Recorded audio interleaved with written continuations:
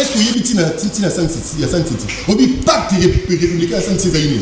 Après Sun City, au lingo zo bokonzi, au kokena mapono megosi masumando kité, kabila simando répond. Asimbelo. Ozo loba. On a presse. Merci. Ma posé question. Ma posé question.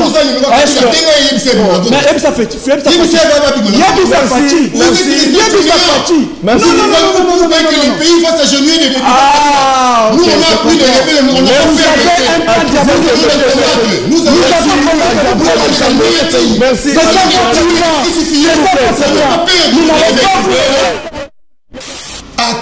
mais pouvez-nous des preuves que Kaby preuve na plateau ya papa 500 sentinelles. Est-ce que ça sérieux? Oh papa, est-ce que ça sérieux? Tout ça normal. Nous avons tous suivi. Nous avons tous suivi. Na ba échandoïque, s'il te plaît. Non, parce que je suis mal à l'aise. Lorsque Azali Koko ça Gabino Bastilo pour bonotaka. Biso misato atotangi kikela va condamner par défaut.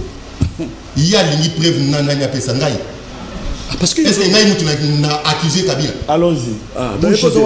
Non, si vous voyez. Allez-y pour chuter, oui. Alors, on désigne Kabila et sa bande comme les supplétifs du Rwanda. Recrutés, c'est-à-dire les recrues du Rwanda. Voilà pourquoi au moment où on a deux partis congolaises à M23 Bazate. Dans le démarrage de la discussion, il y a Bisso délégation qui conduit à Jacquemin Chabani. Bango ministre intérieur, il y a Rwanda. Je suis à Doha. Non. Tout la vérité. C'était quoi? Ce qui est allé congolais, alors, mais pourquoi présence à M23? Comme supplétif, je l'ai dit. Ils sont venus comme supplétifs. Accompagnés. Voilà pourquoi ils ont été conduits dans le ministre de l'Intérieur, il y a Rwanda. Une discussion entre Congolais et le ministre de l'Intérieur à Rwanda. Et pourquoi on n'a pas appelé la partie congolaise, il y a M23, il y a que la partie Rwandais. Et na Doha, il y a des discussions, pas pour donner une santé criminelle à la rebelle et à Kabila et sa bande. Na conflit à Jean Oyo. Une rebelle, tant qu'il a comme rebelle, c'est la 30 ans à la montre. Tozu Makambo est allé à saisi à Biloko ya Kabila. On ne peut pas encourager la rébellion. Mais nous devons faire des choses de manière où il y a malamu. Et là, il y a na Congo. Batika justice à Sala Moussala na etina suka. J'estime que vous allez prêt à déclarer guerre. Parce que nous sommes Congolais, tu as besoin tu as besoin Bukavu, Goma, et son Maboko, il y a le pouvoir politique à gérer. Tellement vous allez un peuple, vous allez peuple vous avez fait tant de promesses. Goma, ce qui n'a jamais été fait. 30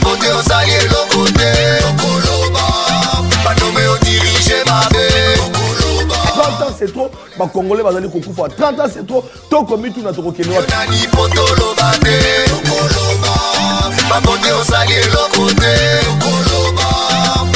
Est-ce que la Congo c'est une bande de la source d'habitement? La Congo a besoin de bundisa mongunda na biso Rwanda. Donc il y a une polémique, il y a ma nationalité. Ce n'est pas le moment pour ne pas sentir.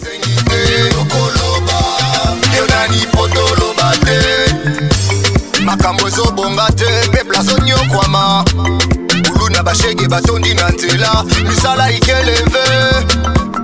Banda Kongola, banda kolela, tilelo azolela, boninyo. Leta azali monguna ya peple te. Bango babonga, pepla nyo kwama. Comment on bitumba, vous allez comment on marche, la répression, les Congolais, papa, ça allait qu'on bêtement pour qu'on ait une solution pour que vous allez qu'on ait Kinshasa, motema pasi na leli, bakondi bosala, domona bobongisa, abat l'impunité, l'injustice, la corruption. Nalobi kaka vérité pour moko il faut bonga.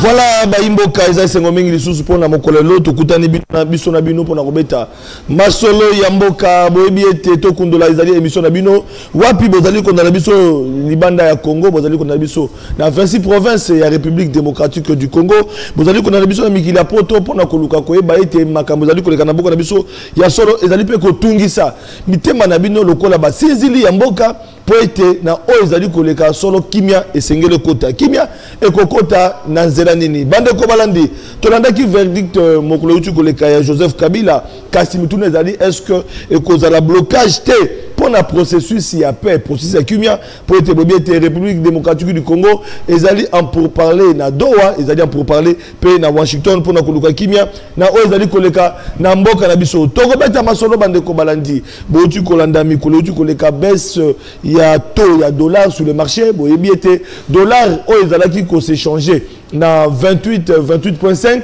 lelo yo bande ko balandi ekomi konager entre 25 na 26 bande ko bazali komi tuna dollar ekiti to yoki lipa e ma lipa pe ekiti kasi na ba secteur mosusu ya marché to komona ete biloko belé ekiti na noté kasi tozali déjà na fin du mois bande ko belé balobi ete papa sentinelle to ko futa mbongo epa ya babayor na biso ekozala na dollar et qu'on a franc congolais tout que les Canadiens pour être il y a solo na franc congolais bango bazali na facilité pour être bango ba futa maka mingi ba fonctionnaire na franc congolais boyebi ete banque a futa toujours ba fonctionnaire na franc congolais alors pour na Italie ba bailleur est-ce que ba kolinga to ya 25 ete e futa mam na betelo na bekol boyebi ete sengeli ko futa ba tranche ba première tranche ba deuxième tranche ndenge dollar ekiti est-ce que ba ekol ba kolinga kozwa mbongo ya franc congolais na place ya dollar e koleka ndenge nini bande ko balandi Assemblée provinciale, il y a Congo central déjà boulouillé que doit dire été pétition, ils allaient déjà contre président, il y a Assemblée provinciale, il y a Congo central, mon amboka papi matezolo,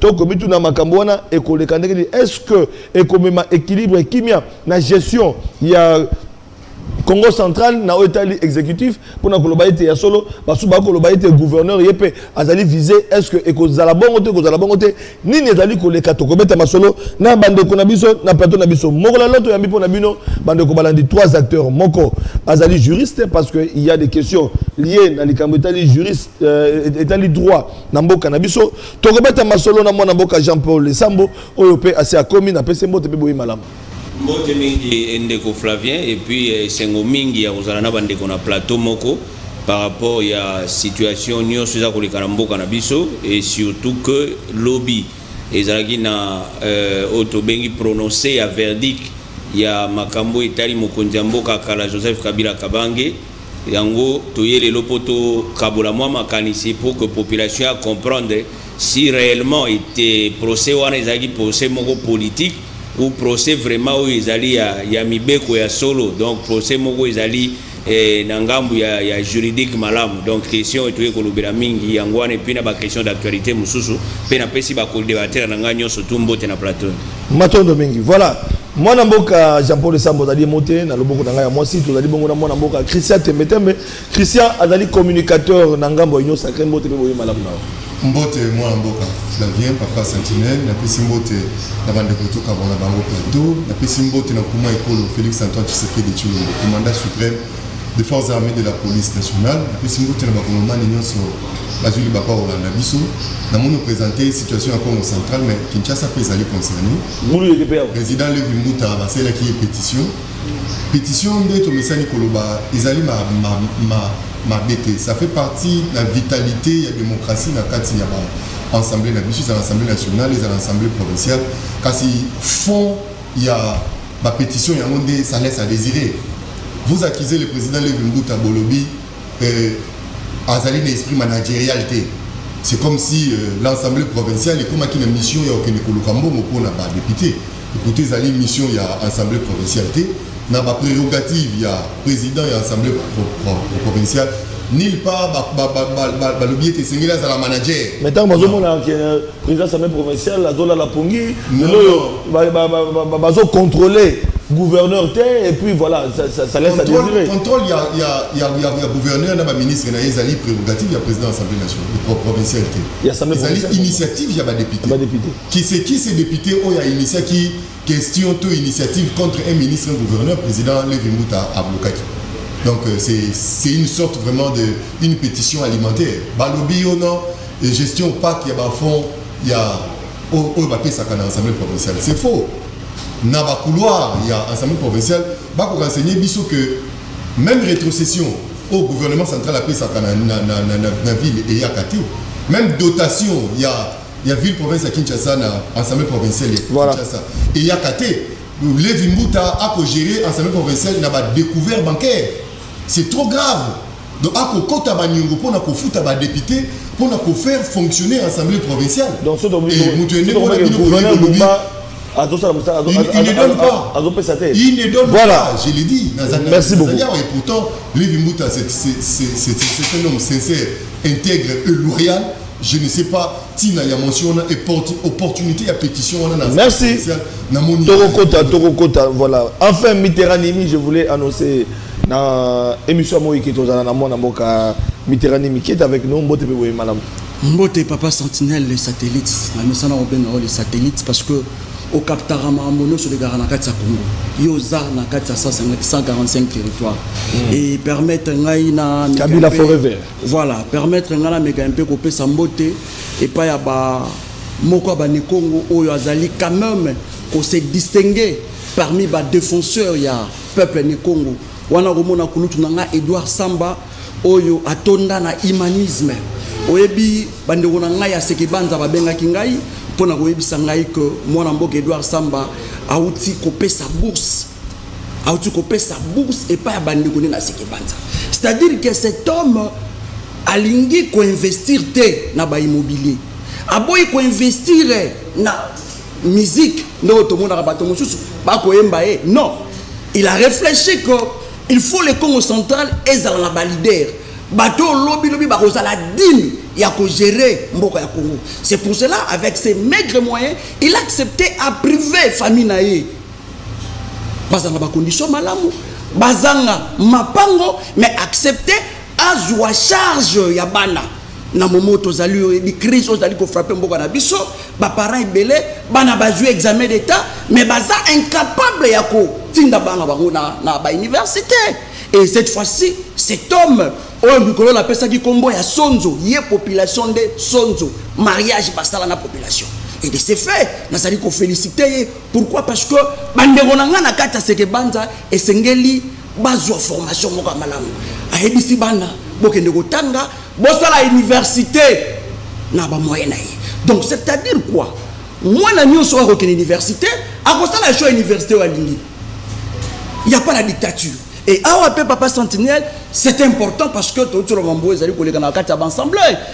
Ça ne va pas. Aussi au Congo central, laissez-moi vous dire que ça ne va pas. Mitterrand est le défenseur de tous les Congos. Lorsqu'on parle du Congo central, Mitterrand doit être passe exactement. Moi j'estime que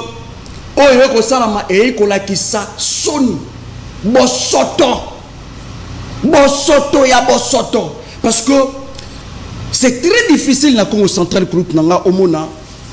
un gouverneur aya a ça mandat à réaliser programme. C'est très difficile. Pourquoi? Parce que il y a des intérêts égocentriques, il y a des politiciens. Balingi le Congo central et se développer. Congo central, oh, ils allaient deux fois que le Rwanda. Ils allaient une potentialité énorme. Ils allaient un sol riche. Ils allaient un sous-sol riche. Ils allaient un fleuve. Ils allaient un océan. Ils allaient un barrage. Mais on comprendre le Congo central et l'autre aéroport moderne. Et ça l'était. Pourquoi? Parce qu'il y a des leaders qui se disent que ça va leader. Or, à l'époque, tu n'as pas bangoté. Il semblerait, il y a un monsieur que moi je doute de sa nationalité.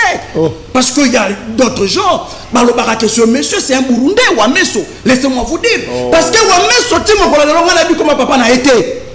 Wameso, on a vu comment maman n'a été. Congo central. Il va déstabiliser la du Congo central. Aujourd'hui, l'Union sacrée en guerre contre l'Union sacrée. Oh. Dans toutes les assemblées, on va comprendre que l'Union sacrée est majoritaire. On va comprendre. Mais ce qui est grave, Basali ko accuser pe Judith Soumino. Oh, on a une lobaka ngol lelo Judith Soumino azane Congoté. Moi, je connais ni son père, ni sa mère. Elle n'est pas née Congo. Ce sont les Congos qui sont infiltrés. Bah, infiltrés, ils sont. Je ne suis non. Mais en vrai, elle n'est pas née Congo. Moi, j'ai lutte fort. Ce sont des gens qui ont déstabilisé la pauvreté Congo central. Or, dans le moment où Tozali, Papa Sentinelle, notre pays est assiégé. Toujours qu'il y a une crise. À tout moment, une crise institutionnelle. Tout le monde est en Assemblée nationale. Les lomoni, cancer, et comme qu'on quitte l'Assemblée, et qu'il y a une province, la question c'est de savoir que gagnerait le peuple. Alors qu'est-ce qu'on reproche au bureau ou bien à Ndekomatezolo? Parce que là vous citez des noms, il y a Batoua, mais on ne sait pas ça vient faire quoi. Non, moi je suis la situation. Bako accusé Papi Mantezolo, qui a une gestion opaque. Dictature dans l'Assemblée provinciale. Il y a la dictature. Or, moi, je ne suis pas de l'Union sacrée, mais quand même, je suis quelqu'un qui soutient des valeurs. Dans le Congo central, depuis moi, je connais ce monsieur, Papi Mantezolo, je ne l'ai jamais vu dans la dictature.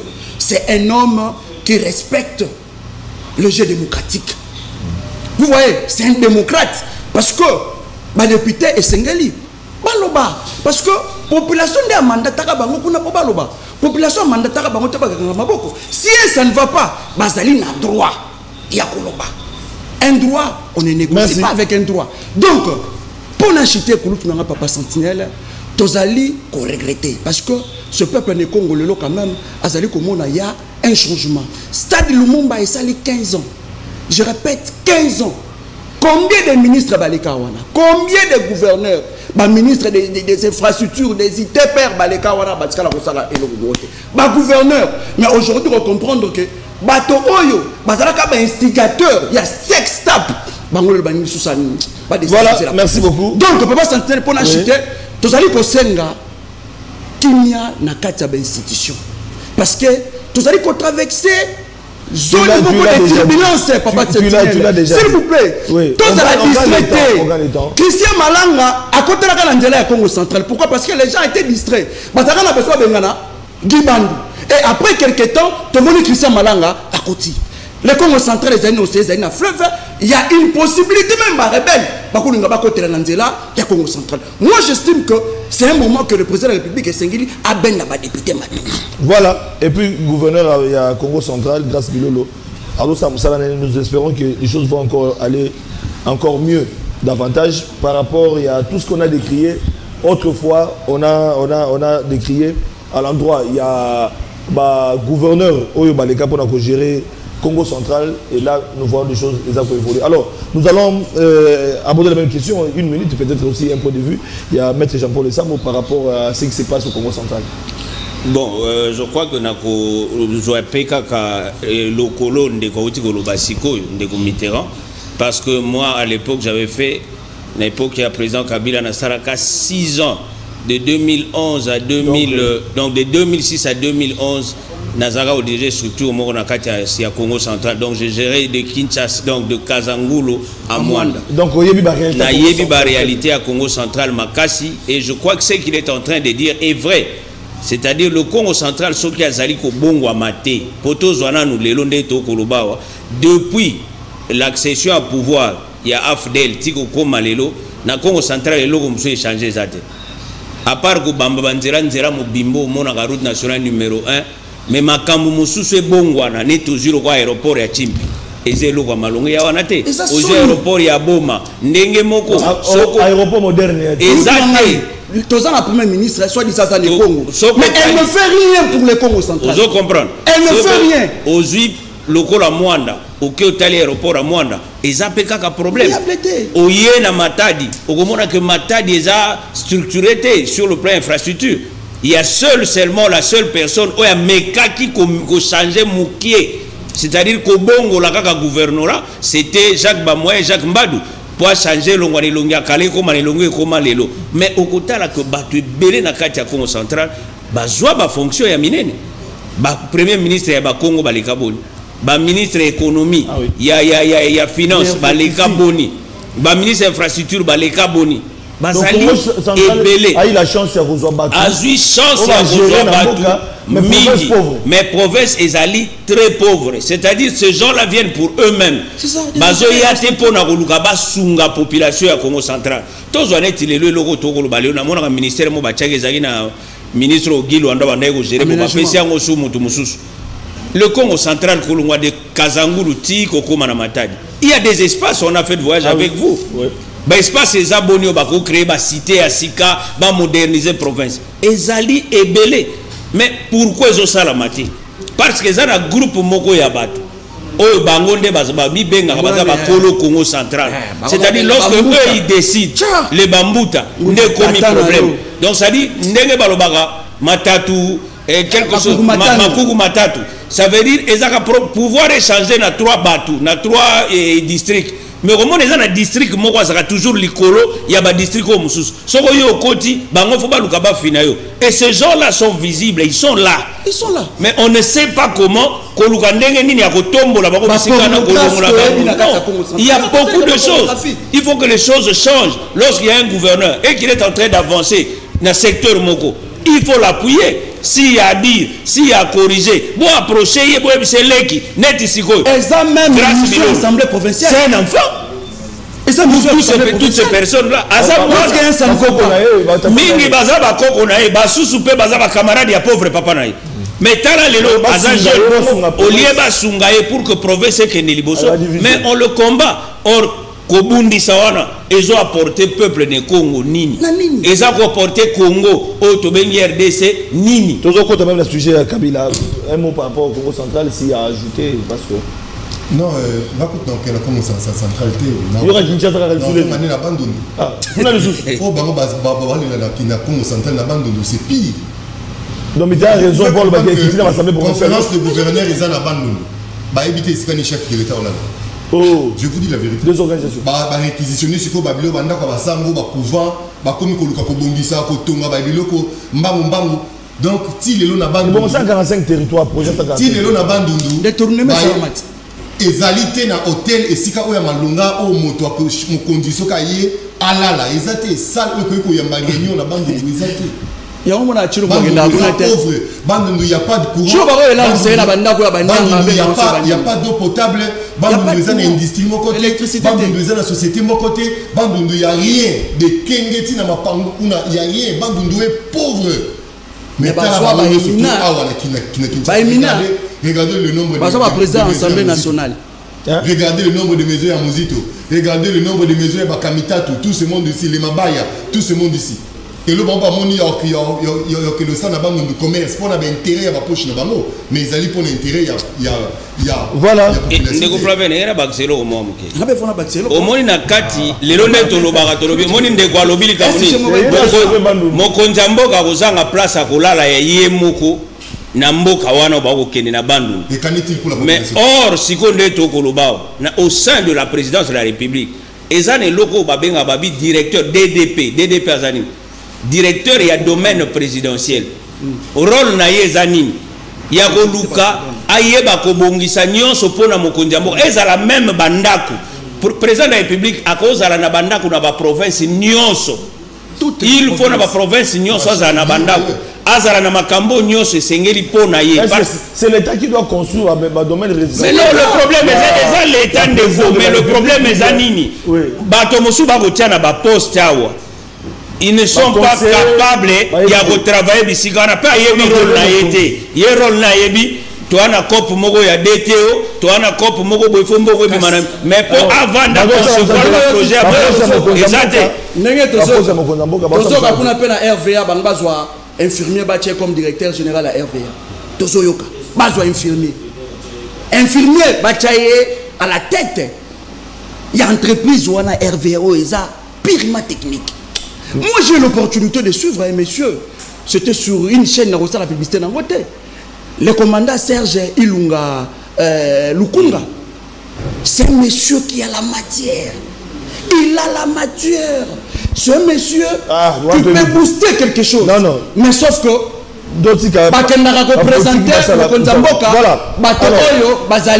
merci. On a eu 20 minutes.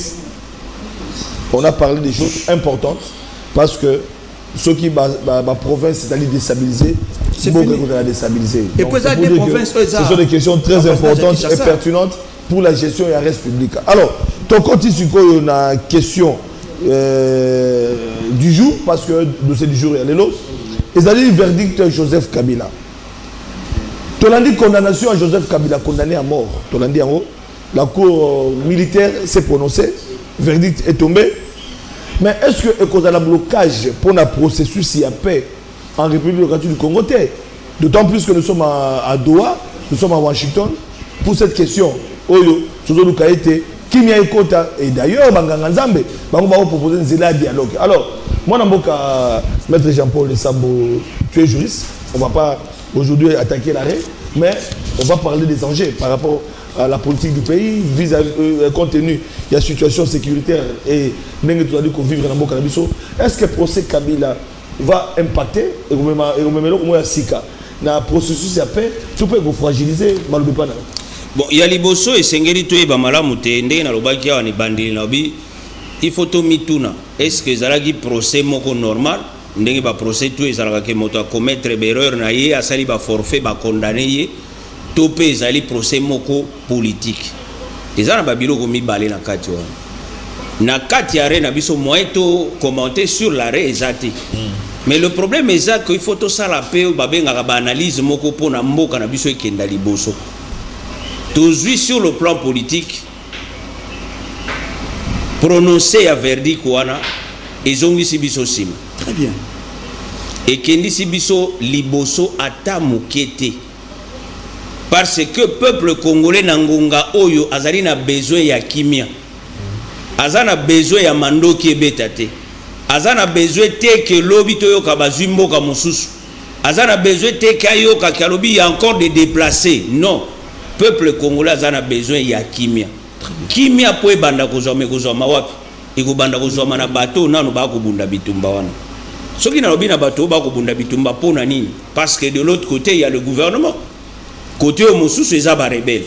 Est-ce que lelo décision wana si réellement tu ebi que gouvernement na biso s'engagé qui na processus ya paix pour na okende na badoa kokende et pas ba américain malgré que boulot salobi o ya ko koloba wana ebesi ko tisu mo boulot salobi boulot salobi makambo eza makambo ba congolais na ba congolais donc nyozo ekomi mobulu mais or soko tali malamu lelo na kati ya prononcé wana baza ko reprocher mwana mboka Joseph Kabila comme un ya acteur ya AFC M23 comme rebelle.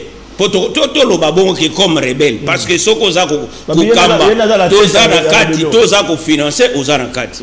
Mais de l'autre côté, notre gouvernement est en train de négocier avec les M23 à Doha. Na za ko mi situé te na kati wana. To ko koloba plateau eza ndeko Flavien mais en même temps to condamner ndeko Flavien. Mais tu es toujours ba monteur, ba réalisateur, ba merveille tout et tout. Non, quelque part ils ont tenir débouté. Toujours qu'elle plus qu'on s'enfoncer na trou. Or soko tali lelo na condamnation basali. Ngai personnellement na condamné bazuzité parce que na yebi d'un côté aussi il y a une forte pression politique. Et puis na misolopé parce que ministre a utaye kolobango ministre Ngefa lobaki makambo etali misolo malgré que bayo qui est pété. Mais kolanda malamu okomona ke procès oyo prononcé nango ezali kosangisa ba congolais te. Ezali komema biso encore na kati ya mbutu parce que ndenge to koloba lelo certainement selon l'analyse na komona on dirait biso bato to na pouvoir na Kinshasa. Quand je dis biso bato biso to na ngambo yo Kinshasa ezali ngambo bitumbe zate, mais ça ne veut pas dire que je suis soit membre à Union Sacrée. Toza koloba mikolo nyonso trobi to lingi to changer makambo. Est-ce que to ko changer makambo en condamnant ou soit ndenge to koloba bato nyonso bango batindi bango? C'est que tozo lukanini lobi to confirmer clairement que mon mboka Joseph Kabila aza rebelle. Parce que les autres hommes ont rebelle. Parce que nalandi na betando eke bato musuba ko loba je crois ndeko ngamo ko nalandaka mingi na te pas appel juriste ngalula je crois nani Jean-Pierre Ngalula asali la kibiso mo ba analyse moko na télévision émission moko atali si ndenge papa Etienne Tshisekedi akendaka pe na bazone mosusu bitumba ezalaki mais na période wana azalaki condamné te mais lelo nde tokoloba na position toza nango ko condamner Kabila ezo apporter ba congolais nini ezo longola ba congolais nini parce que moi je m'attendais que hier tout le monde a liesse populaire moko et salamana Congo mais j'ai constaté je sais pas peut-être na tamboli mingité mais j'ai constaté que la ville était calme. Il y avait une tranquillité au Moutoye Bakité. Mais est-ce que peuple na biso peuple congolais, biso baï congoman, tous allez d'accord na prononcer wana na verdict wana barandaki lobi? Je ne pense pas. Alors esengeli na mokonjambo. Très bien. Yé moto azali garant, il y a bon fonctionnement ya ba institution mboka na biso. Aluka ko meka ko tia kimia. Aluka ko luka kimia kota na mboka. Parce que sans kimia tous les côtés pour même ceux qui est à président de l'eau à président parce que banzetem to bazaka na Congo à président pour biso ba congolais de tous parce que les londe to kolobao bamboka mususu to landaka ba information bino kutu boza ba kase information ko lega biso ozimboka lokola Uvira et ça déjà na danger ozimboka lokola Kindu ozirutu ko mema batuti ko kenda na Kisangani les deux axes là ils ont déjà un problème. Est-ce que toko continuer kaka qu'on s'opposer, qu'on s'entretuer, qu'on se battre du moment où ceux qui te sololi la peuple et qu'on revenir na Congo pe ba congolais ba biki bolam. C'est ça la plus grande question. Est-ce qu'il faut tout continuer na bitu? On pensait peut-être qu'avec tout ce que le moyen qu'on met à la disposition de l'armée que les choses allaient changer. Mais les choses ne changent pas. Mais il y a toujours de meurtres, il y a toujours de morts. Est-ce que Tozo Kende Sikoyo Wapi? Merci beaucoup. Là c'est un juriste et puis indépendant. Il n'est ni de l'opposition ni du pouvoir. Il a donné sa lecture. Alors nous allons du côté de l'opposition avec Mitterrand qui est de l'aspect Kabila Forever. Quand même Mitterrand on a quand même rationnel. Batubele Balobi que Kabila a fait du mal là-bas Congolais. Le Congo a donné tout à Kabila. Mais Kabila ne pouvait pas rejoindre les mouvements rebelles. Les loyaux à qui nous na Goma d'ailleurs et puis les na Tongo, on a dit Yomoko bande na plateau. Mais quand même peut condamner comportement Joseph Kabila et voilà que la cour militaire l'a condamné à mort. Vous bien mon dernier pas la vidéo là.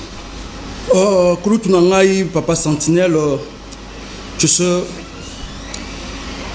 tant qu'on a lundi prochain du début jusqu'à la fin à comprendre que les alliés théâtre c'est la théâtralisation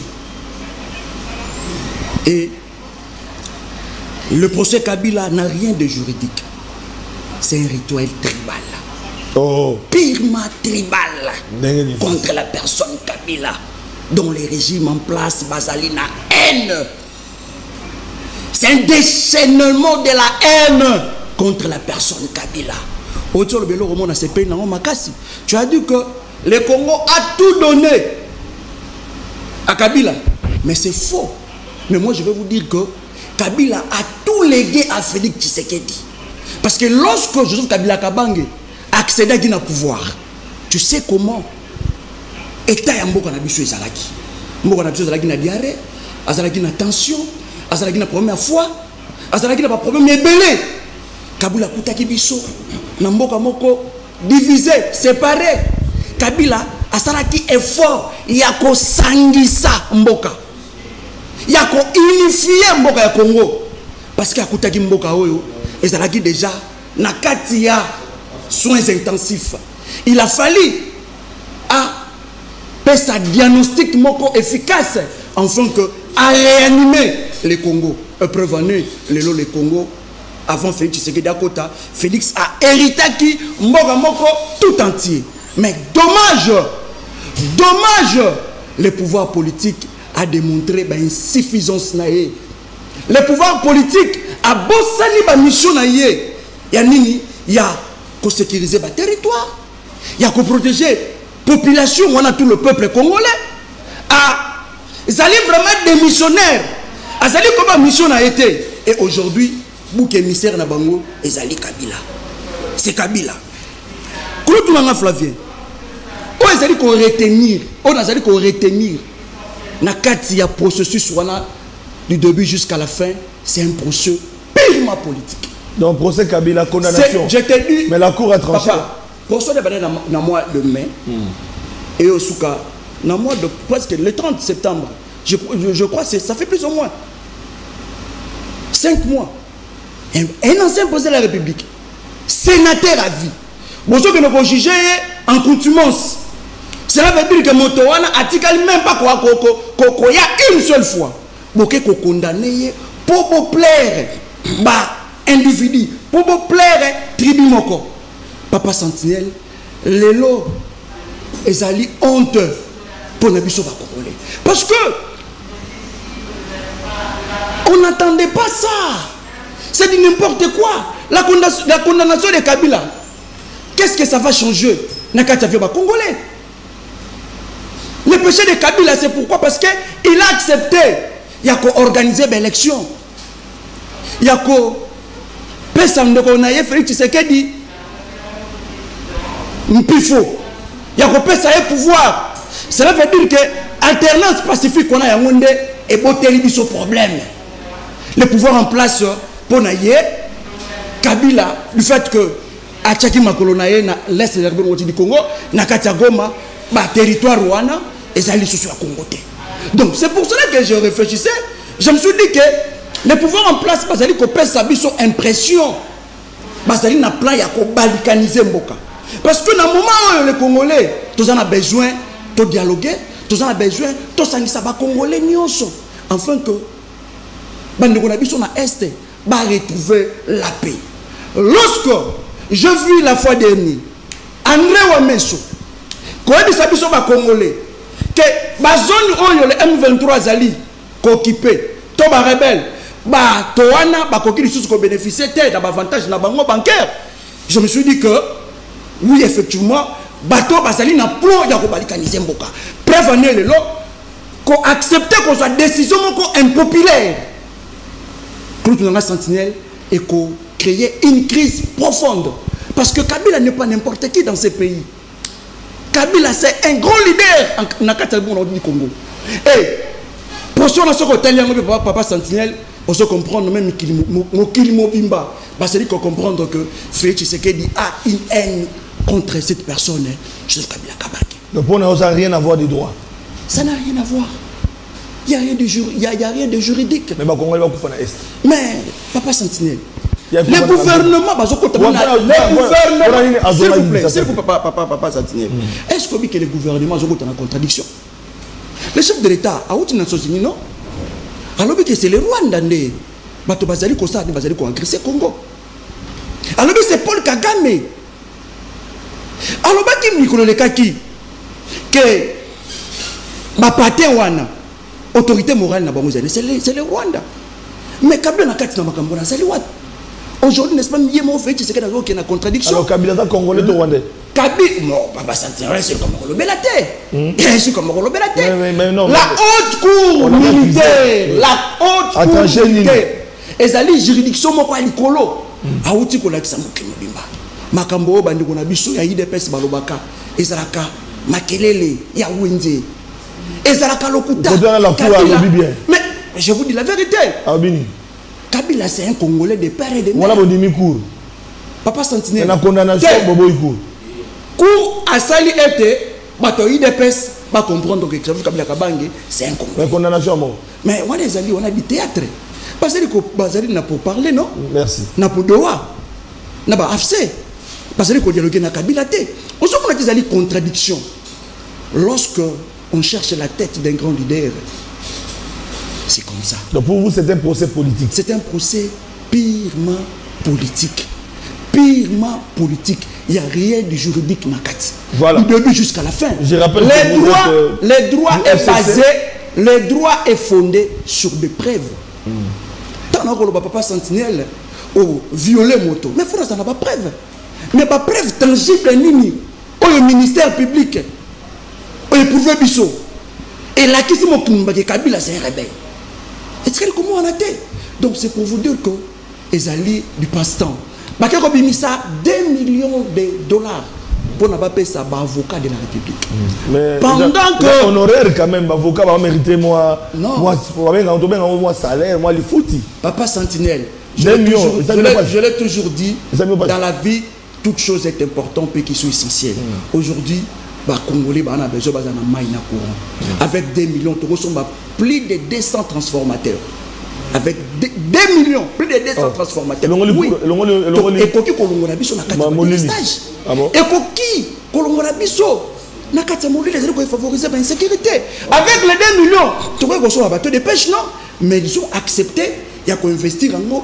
Pourquoi? Pour déchirer la cohésion nationale. Ils ont cherché à mettre cet argent pour n'avoir intérêt dans le mesque. Parce que Bazali n'a plomb. Pour n'avoir inscrit Kabila. Pourquoi? Parce que Kabila c'est un grand leader. Kabila à côté de Melabango n'a idée diabolique, idée machiavélique, il y a qu'à changer la constitution.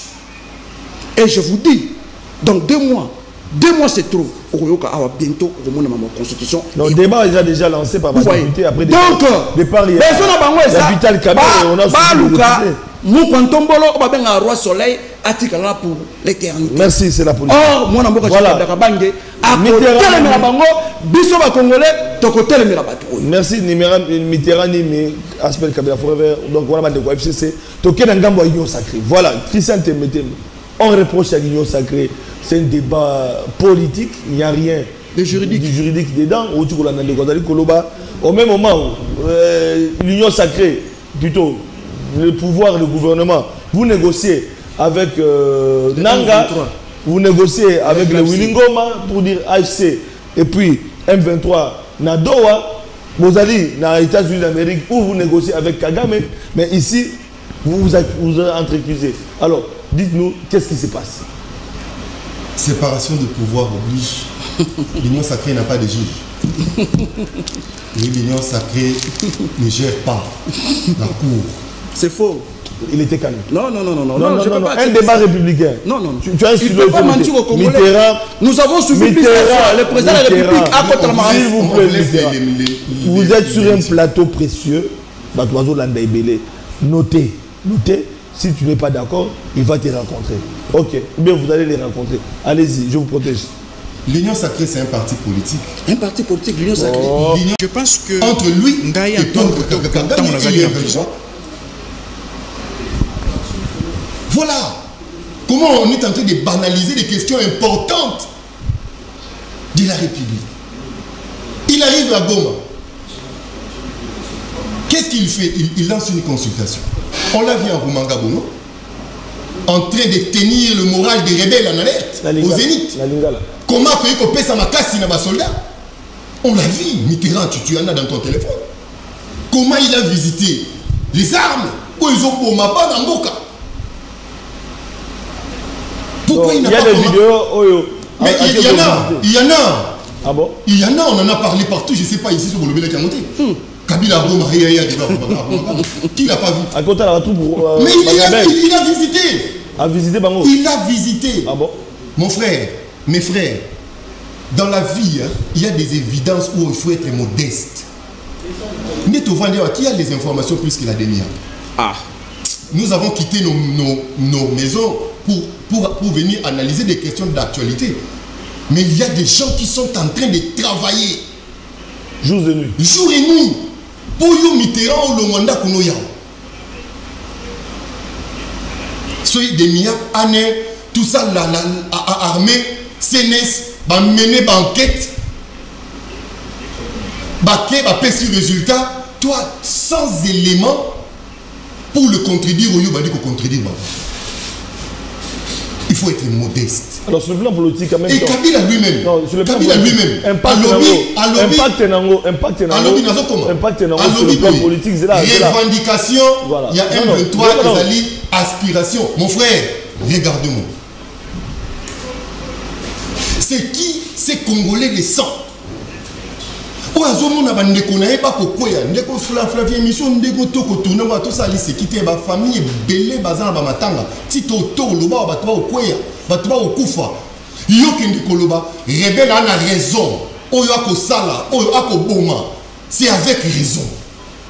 Kabila l'a dit on a peigné niété. Donc tout ça nous sommes des dupes. Toi bazoba. Alors impact sur le plan politique. Bozan à Doha, en fait, le gouvernement est à Doha, le gouvernement est en Washington. Négociation avec Kagame, qui est le parrain, négociation avec les chefs plutôt, avec l'AFC et M23, Kabila en tête, mais vous négociez. Comment expliquer? Population à retenir. Je suis content. Toliki n'a pas université tout ça les droits. Lorsque on doit ça les droits, à une activité le procès à théâtre, j'ai envie de déchirer mon diplôme. C'est un théâtre. J'ai envie de déchirer mon diplôme. Quand vous voyez le haut juge, le haut magistrat, se déployer, les avocats, des renoms, la procédure est normale. Ils peuvent vrai 2 millions. 2 millions gouvernement. Un avocat n'a pas. Oh là là. Affaire, on aurait une affaire. 2 millions. Et moi je connais des avocats qui ont gagné 10 millions. Alors 2 millions, vous doyez mourir. Moi je connais des avocats qui ont gagné 2 millions. Je vous l'ai dit. Voilà. Dans un cabinet, ça, ma caméra métal mine. 2 millions pour un avocat, bon, je ne sais pas. Et puis, il y a pour un collectif. Il y a pour un avocat. Pour un avocat, mon côté. 2 millions. Basa libre. Il y a un service avocat. Avocat, il y a un service aux gens, ils n'ont pas péché. Voilà. Moins que mettre à la portée dans le bac. Honoraire et droit. Ils ont droit à libre. Libre. Nalinga qui kobanda na Chadari, Tina Mitterrand, va contredire le juge sur chaque infraction où il va reprocher la Kabila na yoki ata mutu. Ata tiens c'était. Boza va preuve. Ata tiens. Mais prouvez-nous des preuves que Kabila. Okoya koluka preuve. Na plateau ya papa 500 sentinelles. Est-ce que ça c'est sérieux? Oh papa. Est-ce que ça c'est sérieux? Tout ça normal. Nous avons tous suivi. Nous avons tous suivi. Na ba Itandonke, s'il te plaît. Non, parce que je suis vraiment à l'aise. Lorsque Azali Kokosa avec Sagabino Bastilo pour bonotaka. Biso misato atotangi kikela ba condamné par défaut. Il y a ligne preuve nananya pesangai. Parce que est-ce que tu as accusé Kabila? Allons-y. Non, si vous voulez. Vous voyez? Allez-y pour chuter, oui. Alors, même temps. On s'est ébellé.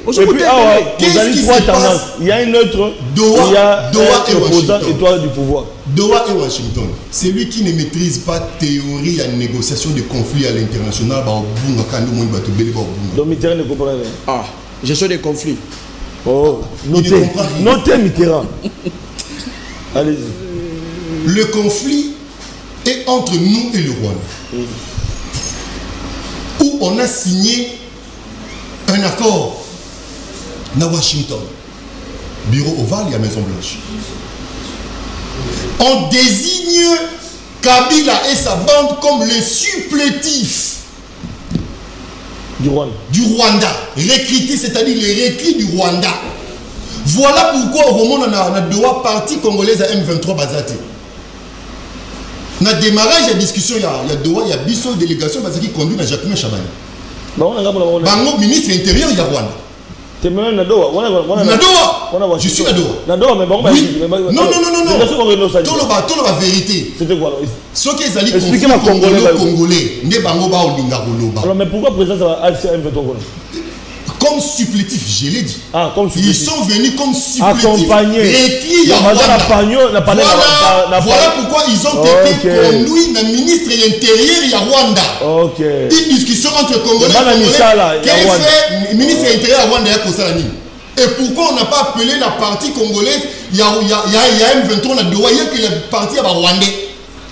Et na Doha, il y a des discussions, pas pour donner une santé criminelle à la rebelle et à Kabila et sa bande.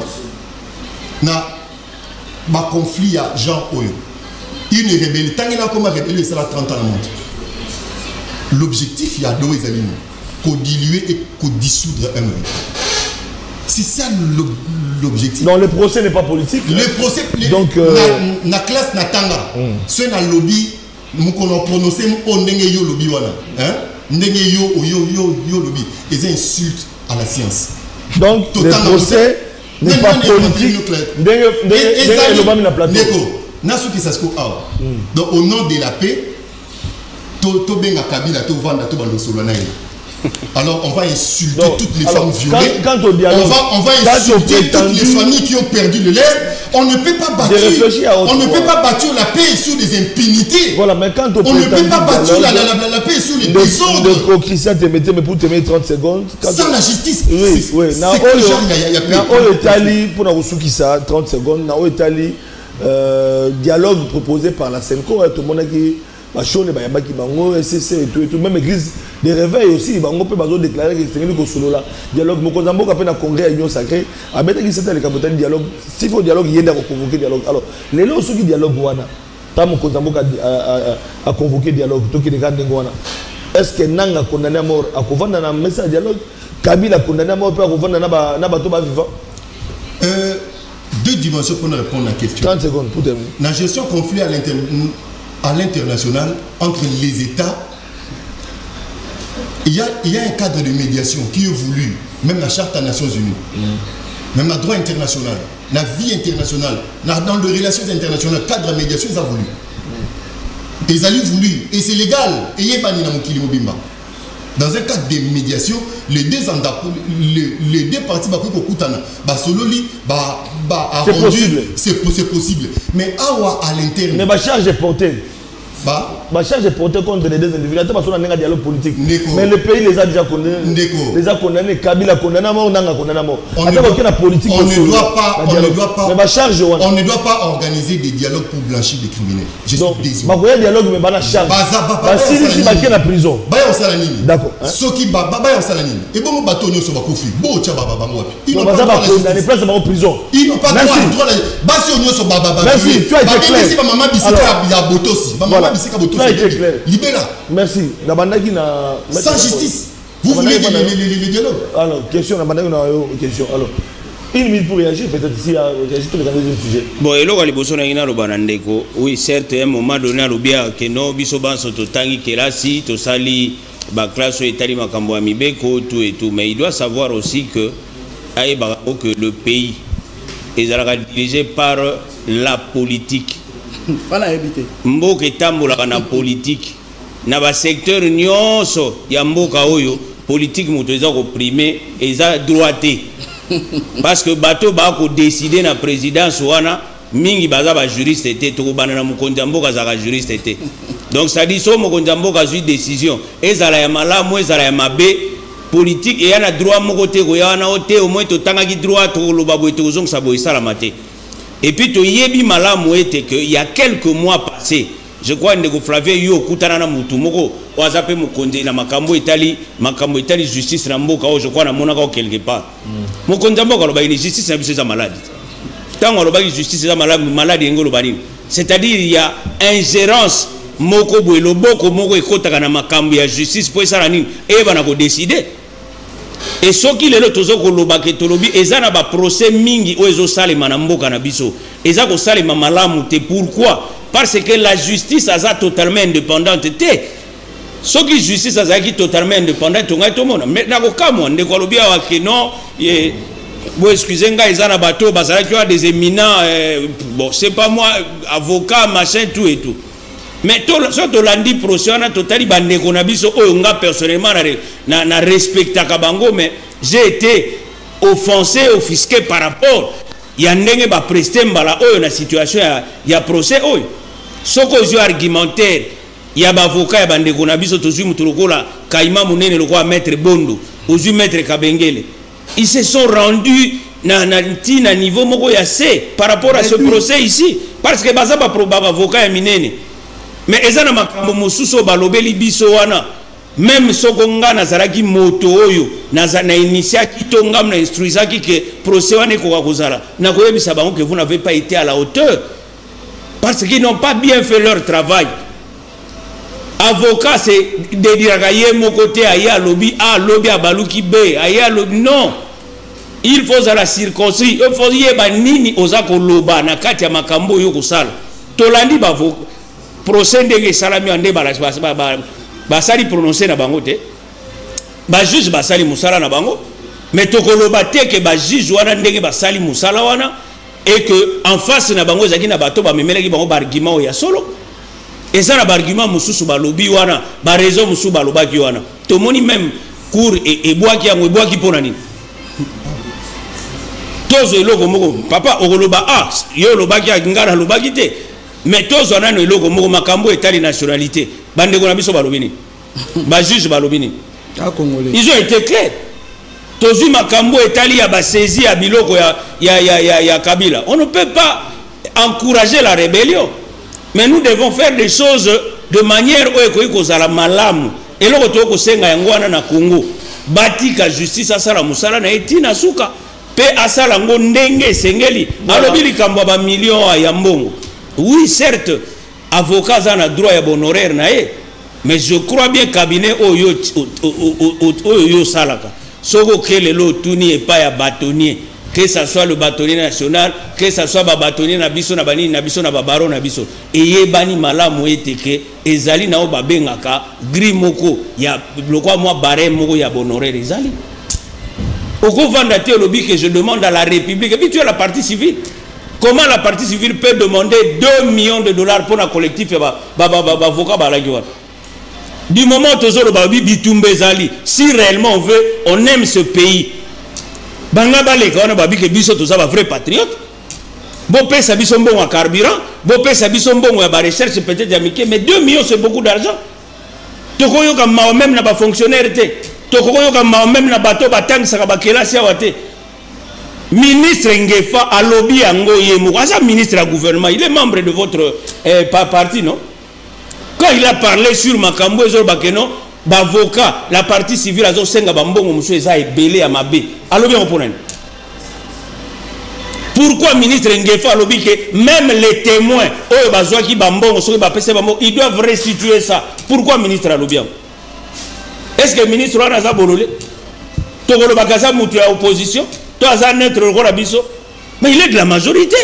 Il a dit clairement que ezali na mafia moko ezo sala manakati ya makambo wana. Ye moko lobi na mesa na ye akutaki ba dossier belo esengela ki a signé par rapport à ba situation wana. Ndeko tozala pe na bolingo te. To vanda kaka te parce que tu es du pouvoir, tu dois soutenir même l'insoutenable. Non. Sur le plan de la procédure, Moussala et Salami Bazouzi Basali Moussala na bango. Mais il y a beaucoup de irrégularités, il y a beaucoup de problèmes où ezali liés na makambo ya ndengo wana. Lelo na komo kama na ba plateau to koma kana landa ka moko minga le kana ba télévision na bino za pe journaliste bo. Et comment va likamuke ba service bazola ndela bino. Likamuke ba service bazotala bandeko. Est-ce que pour faire des analyses, ba analyse musoto sala ka yango esunga ka ba service à sécurité. Service à sécurité za kana belema nyoso tout. Pourquoi ça n'a pas collaborateur? Pourquoi ça n'a pas baja musu basala kana dina na demia pour na ner basaka baja ner te? Baza pe na ba collaborateur. To yebi pe entre bino ba entre même bango ba Flavie ba journaliste musu o ba collabo. To yebi bango.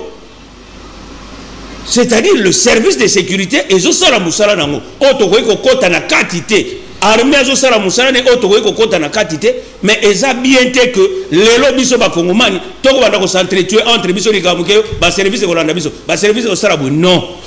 Le problème est ali moko que to analyser sur le fait est-ce que ce procès ici ndenge ko Flavia Lobi ezobote la ba congolais nini ezobakisa nini ezosala nini. Merci. C'est ça la plus grande question. Mitterrand, réaction peut-être pour ce sujet parce que il nous reste 10 minutes. On a vu sur le campagne de la ménagère. Kouloutounangaï, papa Sentinelle, Nazali, qu'on retrouvait Neronanga Temete.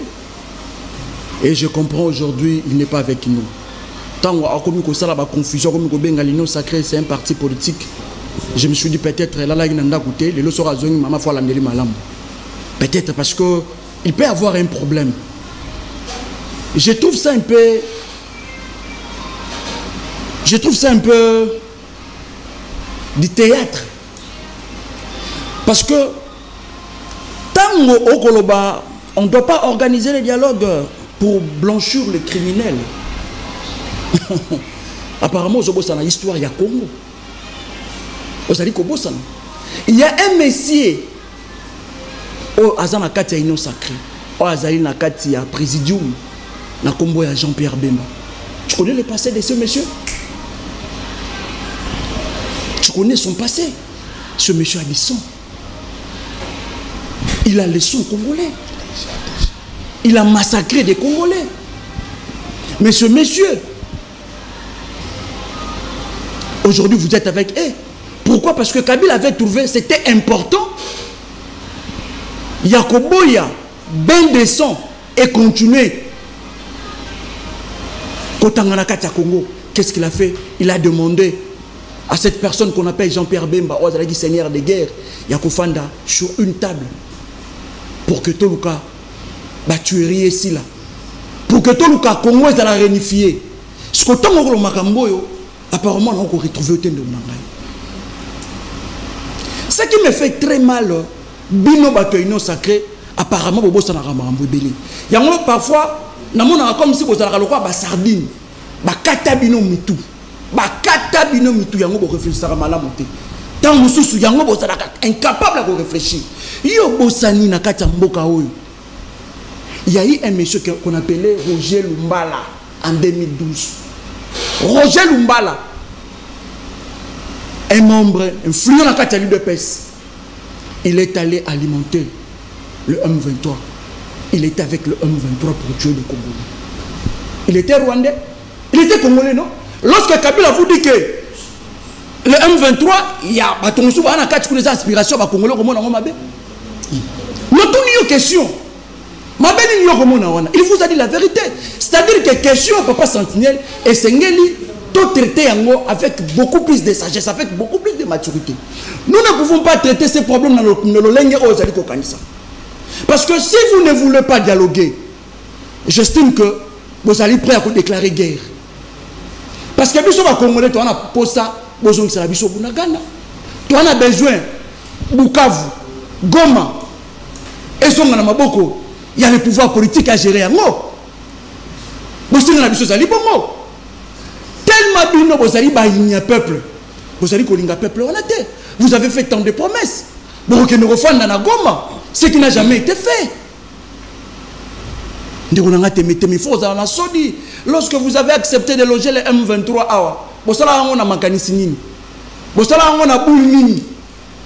parce que les M23 Congo. Ma service aux la maboko. Oh lelo. To sali comment on a quand même pas au sala musala mais disons la vérité. Mais ba au sala musala ba condition mo malamuté. Ma service on a bazala ka informé que les M23 batterie ça awa. Boyamba bango awa. Ba déjeuna, ba lia mongo na ngai étant que contribuable. On a pas y habiter. Ils allaient passer. Papa Sentinelle. Question Oyo et Sengeli totalement dans la dimension ébélie. Il faut plus totalement la dimension politique. Ceux qui te pour dialoguer, est-ce que Ndegonangaï a compris ça alternative ni Bazali Nango? Sont-ils capables de déclarer la guerre avec le Rwanda? Sont-ils capables? Parce que alternative autotique la dialogue. Dialogue soit de déclarer guerre. Oui, on peut dialoguer. Il a été d'accord. Il a dit que les chefs peuvent convoquer les dialogues. Mais bah, condamner là, bah, la impunité. Nanga et Kabila.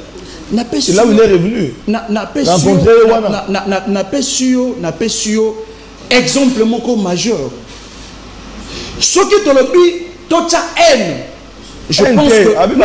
Non, Papa Sentinelle. Parce que vous devez savoir, les régimes de l'UDPS aujourd'hui, ils ont la haine contre la personne Kabila. Il a la haine. C'est pour cela que vous allez comment que le moyen de détruire la personne.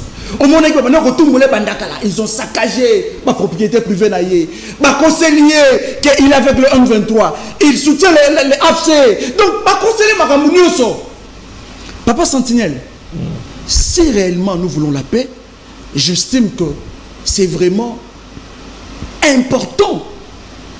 Il y a qu'à convoquer dialogue. Merci. Kobenga bande qu'on a bisogno soana. Oui. Tu fais sur une table. Dialogue. C'est ça. Tu fais un dialogue. Okay. Parce que tu alliés. Papa Sentinelle, on peut bango tebele. Non. Papa Sentinelle. Il y a des indépendants. Il y a des oppositions. Le pouvoir. Il y a trois Papa Sentinelle. Oui. Article Balikambouya. Droit international. Non, non. Gestion. C'est la fin de l'émission. Il nous reste 3 minutes pour y acheter. 2 minutes. Maître. Parce que tout le monde est revenu sur la même question. Maître. La bénion m'a mis ça tout maître. Maître Jean-Paul.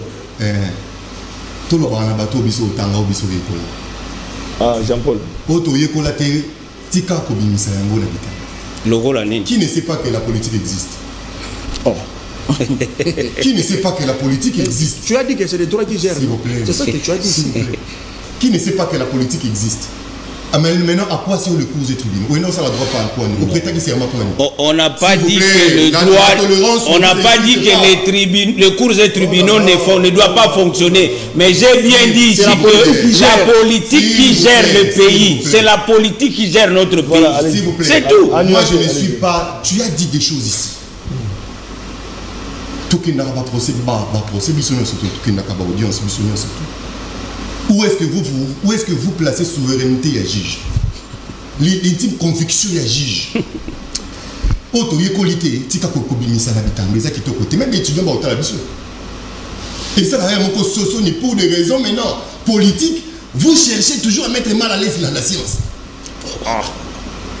Ils sont par les politiques. Est-ce que les hommes politiques ne tremblent pas devant la justice?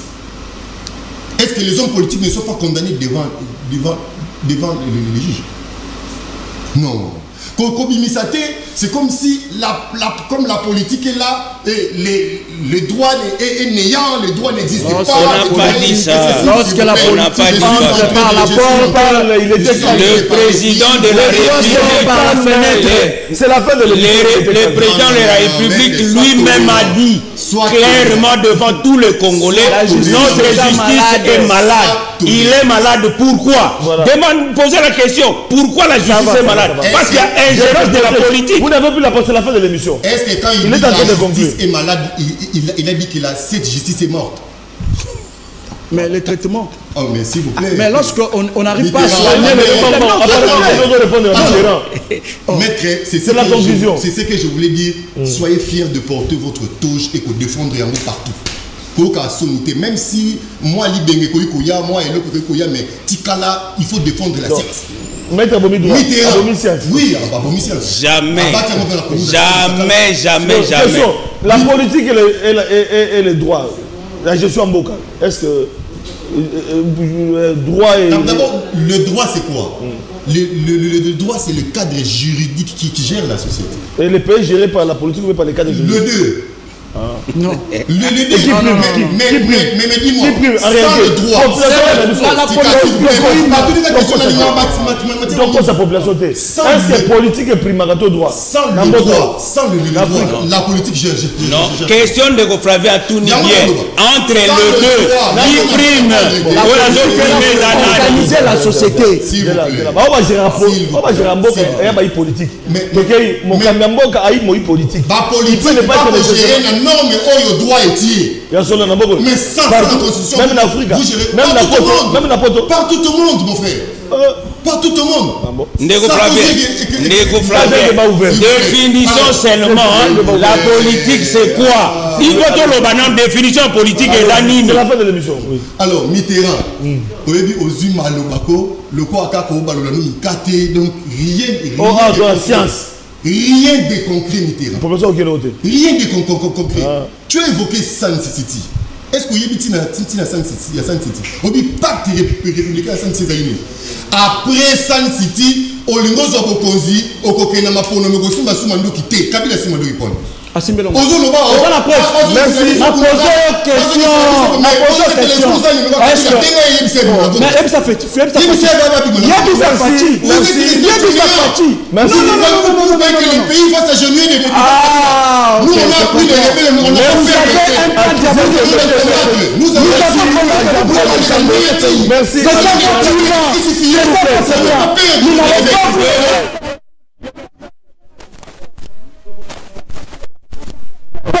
Vous allez comme ça. S'il vous plaît. Vous allez comme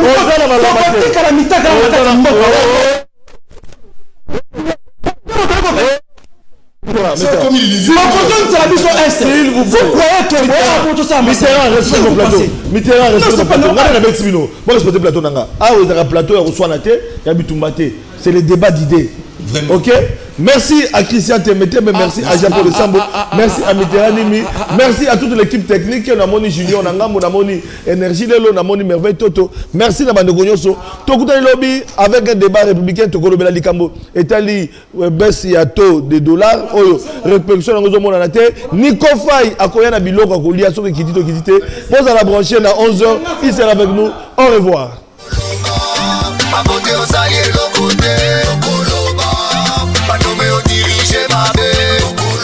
30 ans c'est trop, les Congolais vont aller au 30 ans c'est trop, tant comme tout n'a trop